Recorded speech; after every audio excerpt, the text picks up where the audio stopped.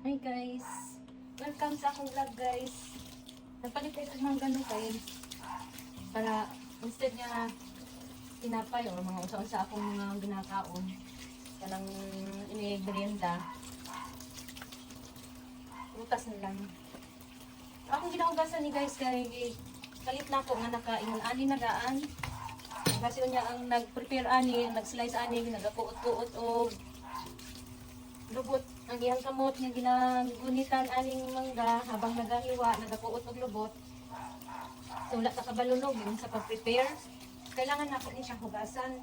So depende naman na sa inyong ano kung dili na ninyo gusto hugasan. Basta ako, pinahugasan ako na siya.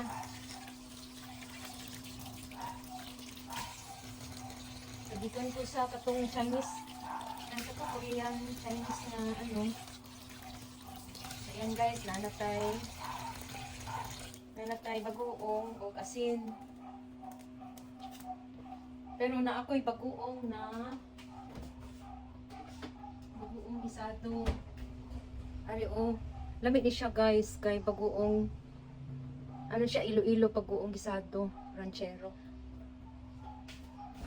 So yan guys, for today's video, mora to, bye.